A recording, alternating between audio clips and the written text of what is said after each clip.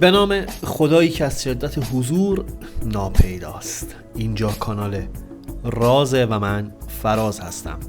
بهت خیر و مقدم و خوش آمد میگم اگر به تازگی وارد چنل شدی و اینو باید بدونی که توی چنل راز من حافظ خوانی و انرژی خوانی انجام میدم و تمام تلاشم اینه که پیغامی از دل کلام حافظ به گوشت برسونم که برات تازگی داشته باشه، بتونه تلنگری بزنه برای اینکه بهتر زندگی کنیم. چند ثانیه سکوت میکنم تا فرصت داشته باشی نیت کنی.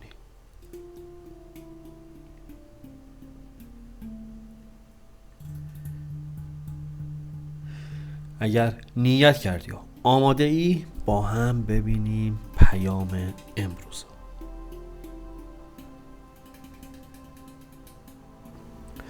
ای بی خبر بکوش که صاحب خبر شوی، تا راه رو نباشی کی راه بر شوی. در مکتب حقایق پیش ادیب عشق، هان ای پسر بکوش که روزی پدر شوی. دست از مس وجود چون مردان ره بشوی، تا کیمیای عشق بیابی و زر شوی. خواب و خورت ز مرتبه خیش دور کرد، آنگه رسی به خیش که بی خواب و خور شوی. گر نور عشق حق به دل و جانت افتد، بالله که از آفتاب فلک خوب تر شوی. یک دم غریق بحر خدا شو گمان مبر، که از آب 7 بحر به یک موی تر شوی. از پای تا سرت همه نور خدا شود، در راه ذوالجلال چو بی پا و سر شوی. وجه خدا اگر شود منظر نظر، زین پس شکی نماند که صاحب نظر شوی. بنیاد هستی تو چو زیر و زبر شود، در دل مدار هیچ که زیر و زبر شوی. گر در سرت هوای وصال است حافظا، باید که خاک درگه اهل هنر شوی. بریم سراغ تعبیر و تفسیر این 10 بیتی لسان غیب حافظ شیرازی.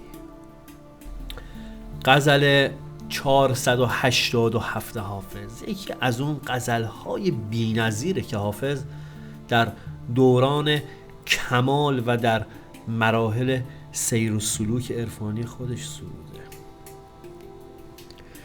حافظ توی این غزل میگه که ای بی خبر از اون عرفان و معرفت، میگه تلاش کن اول از اون معرفت آگاه بشی، تا موقعی هم که آگاه نشدی و توی راه سلوک قدم نذاشتی تو اصلا توانایی راهنمایی کردن دیگران رو نداری. و در ابتدا در مدرسه حقیقت نزد آموزگار عشق برو تا بتونی مثل اون عاشق بشی. و اما چیزی که من برداشت میکنم برای امروز خودم و خودت، میگه تو خودت تجربه از عشق نبردی. عشق بارها گفتم عشق زمینی میتونه باشه، میتونه سودای انجام کاری باشه، میتونه هر نیتی که الان در سر داری باشه. میگه تو توی این راه خودت تجربه‌ای نداری، چجوری میتونی پس دیگران رو نصیحت کنی؟ به تذکر میده، میگه اول خودتو بساز و بعد انتظار داشته باش توی روزگار بتونی به دیگران تجربه بدی، بتونی دیگران رو راهنمایی و ارشاد کنی. و ضرب المثلی داریم که میگن تو که لالایی بلدی چرا خوابت نمیبره. مثال خیلی از این دوستانی هستش که امروز روز تو این سوشال میدیا، تو این اینستاگرام اگه نگاه بکنی مثلا میبینی 10 میلیون نفر کاربر داره، بعد 9 میلیون نفر میخوام مثلا کار با این اپلیکیشن رو با هم دیگه یاد بدن، اونو با هم دیگه یاد بدن. و خیلی از مواقع میبینی خیلی هاشون توی همین یاد دادن ها دارن خودشون یاد میگیرن و این چیز بدی نیست، این حس همدلی همکاری کردنه. ولی میگه وقتتو تلف نکن، به جایی که اون وقتو بخوای بذاری دیگران رو تغییر بدی، اون وقتی که میخوای بذاری و ویترین خودتو نمایش بدی، اون وقتو بذار خودت صاحب کمال و مقام و معرفت و عرفان بشی.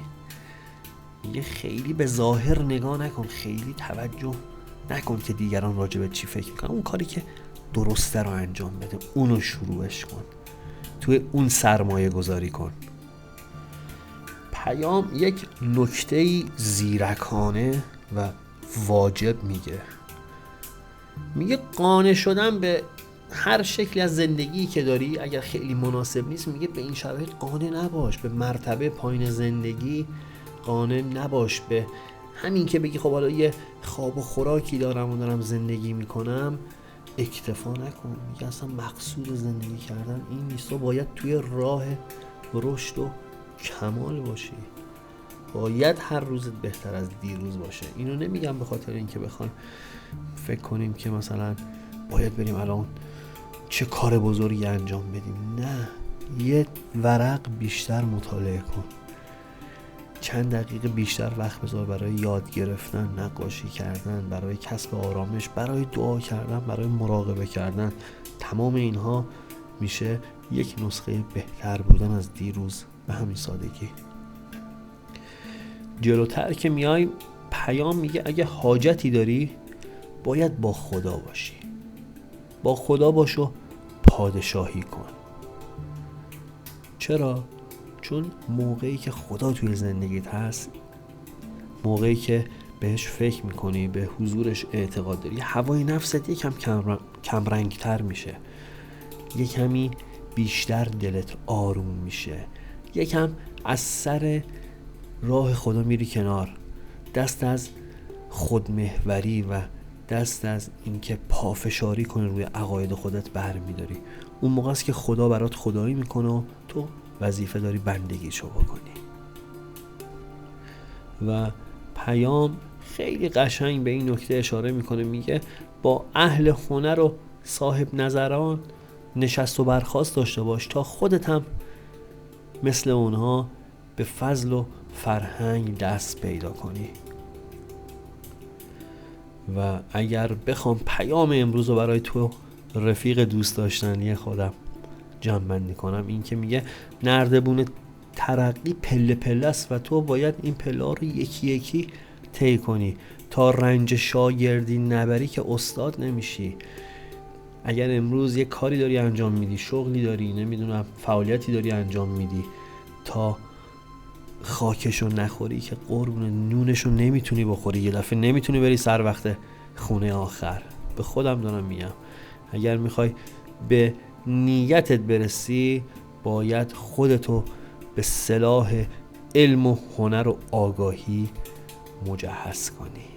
این بود پیام امروز. سپاسگزارتم که تا اینجای این پیام با من همراه بودی، که من به خاطر به بهانه بودن شما این فرصت و خدا به من میده من این پیام ها رو بشنوم.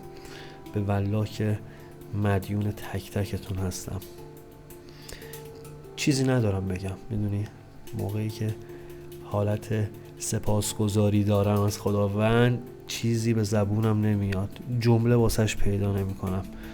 پس همینجا پایان میدم به پیام امروز. برای همتون از خداوند تندرستی، آرامش و آسایش و خواهانم. پوینده باشی و پایدار.